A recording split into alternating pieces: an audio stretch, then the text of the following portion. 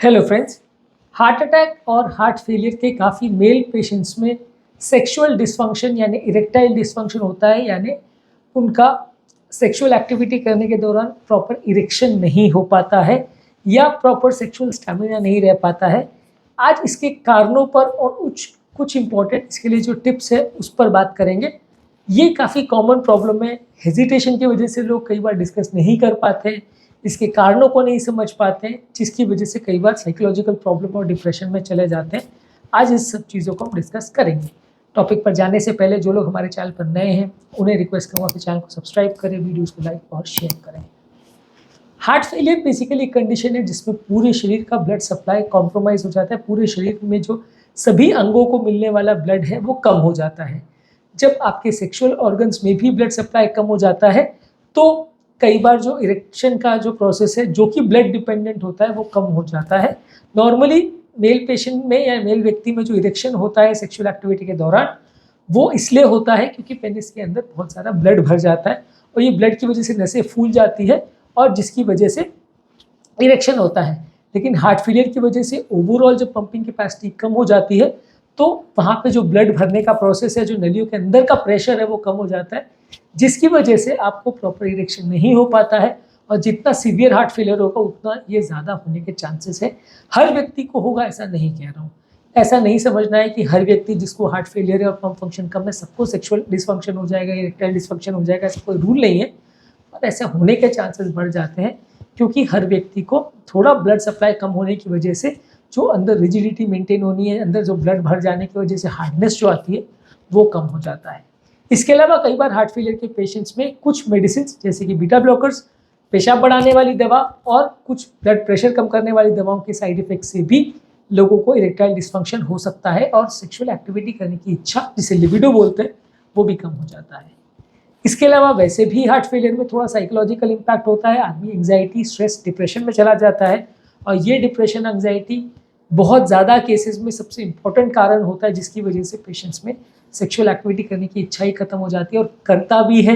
तो भी उनको इरेक्शन नहीं मेंटेन हो पाता क्योंकि ये सारे ब्रेन के लेवल पे जो सेक्स हार्मोन्स डेवलप करने का प्रोसेस है, जो ब्लड फ्लो बढ़ाने का प्रोसेस है, ये सारी चीज़ें जो अराउजल का प्रोसेस है वो नहीं हो पाता क्योंकि आपका मन ही बहुत ज़्यादा उदास रहता है। हार्ट फेलियर के विचार में आप इतना ज़्यादा परेशान रहते हैं कि आप ये सारी चीज़ों पर फोकस नहीं कर पाते, इंटरेस्ट नहीं ले पाते, जिसकी वजह से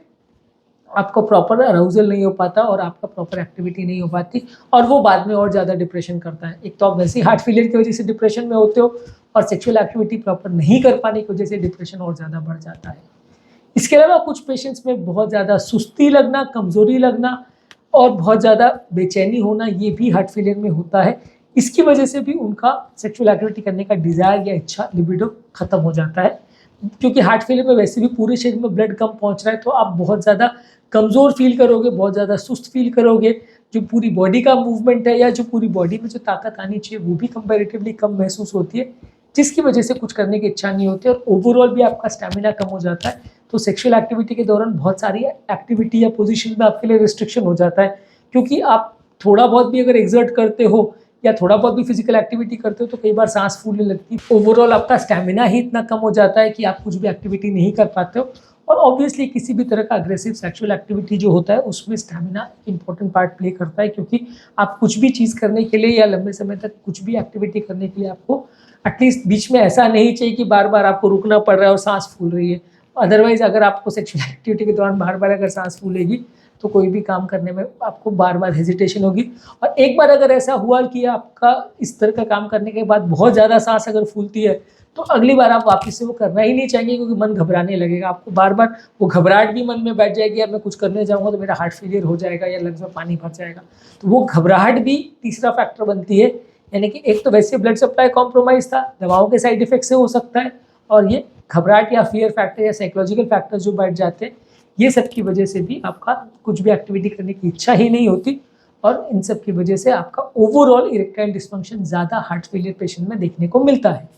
अब इसको कम करने के लिए या इस चीज़ से कोप करने के लिए क्या टिप्स है? अगर आपको ऐसा कुछ भी प्रॉब्लम है तो अपने डॉक्टर के साथ और अपने पार्टनर के साथ, दोनों के साथ डिस्कस करिए क्या चीज़ें दिमाग में है। डिप्रेशन है, एंग्जाइटी है, डर है, लैक ऑफ स्टैमिना है, क्या इश्यूज़ है, क्या आपकी एक्सपेक्टेशंस है अपनी सेक्सुअल हेल्थ या अपनी सेक्सुअल एक्टिविटी के बारे में, उसको डिस्कस करिए। हमारे यहाँ पे एक्चुअली इंडियन सोसाइटी में इसको और ज़्यादा लोग संकीर्ण भाव से सोचते हैं या उसके बारे में ज़्यादा डिस्कस नहीं कर पाते,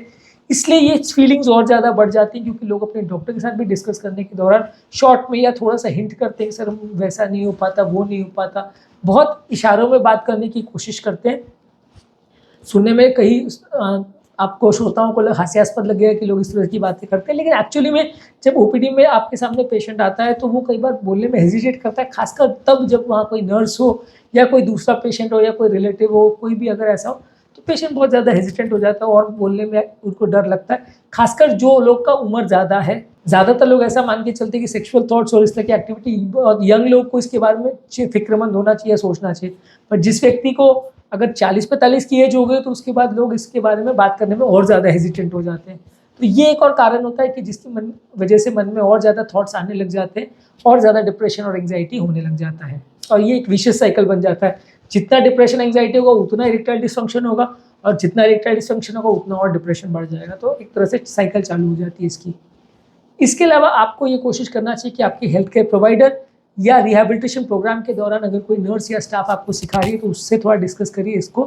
कि क्या क्या आपकी प्रॉब्लम्स है और उसमें आप क्या कर सकते हो। अलग अलग तरह की सेक्सुअल एक्टिविटी को आप एक्सप्लोर भी कर सकते हो, जो कम अग्रेसिव एक्टिविटीज़ है उनको एक्सप्लोर कर सकते हो, और धीरे धीरे करके अपने स्टेमिना के हिसाब से अपना एक्टिविटी का दायरा आप बढ़ा सकते हो। जैसे हम फिजिकल एक्टिविटीज़ के लिए या जैसे हम ओवरऑल अपनी लाइफ के लिए, जॉब के लिए रिहैबिलिटेशन करते हैं हार्ट अटैक के बाद, यानी धीरे धीरे करके बढ़ाते हैं, उसी तरह सेक्सुअल एक्टिविटी को भी आप धीरे धीरे बढ़ा सकते हो। धीरे धीरे करके एक स्टेप से दूसरे स्टेप जितना बॉडी आपकी अलाउ कर रही है उसके हिसाब से आप अपना बढ़ा सकते हो। जैसे जैसे आपका ओवरऑल फिजिकल फिटनेस और स्टैमिना बढ़ेगा वैसे वैसे आपका सेक्सुअल परफॉर्मेंस भी इंप्रूव हो जाएगा और आपका ये डर भी चला जाएगा। तो आपका स्टैमिना भी बढ़ाने का कोशिश करिए, तो इसलिए आपको सांस फूलने का जो प्रॉब्लम अगर बीच में अगर होता है तो वो भी कम हो जाएगा, और धीरे धीरे करके अपनी सेक्सुअल लाइफ को भी बढ़ाने का प्रयास करेंगे तो ज़्यादा अच्छा है। पहले दिन से अगर आप कुछ अग्रेसिव करने जाते हैं और उसमें आपको बहुत सांस फूलती है तो आप घबरा जाओगे, इसलिए धीरे धीरे करके सेक्सुअल एक्टिविटी को और उसके टाइम ड्यूरेशन को भी आप बढ़ा सकते हैं,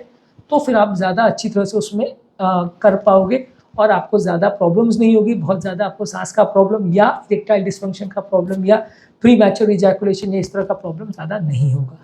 इसके अलावा हेल्दी लाइफस्टाइल चेंजेस आपको करने हैं, तेल, घी, नमक, शुगर, नॉनवेज कम करना है, बैलेंस डाइट रखना है, हेल्दी बॉडी वेट मेंटेन करना है, स्ट्रेस कम रखना है, स्मोकिंग अल्कोहल कम करना है। तो ये सारी चीज़ें भी डायरेक्टली या इनडायरेक्टली आपकी मदद करती है आपका ओवरऑल लाइफस्टाइल और ओवरऑल सेक्सुअल परफॉर्मेंस इंप्रूव करने में। जो मानसिक फैक्टर्स हैं उसको डिप्रेशन एंग्जाइटी की दवाएं लेकर, साइकेट्रिस्ट के साथ काउंसलिंग करके और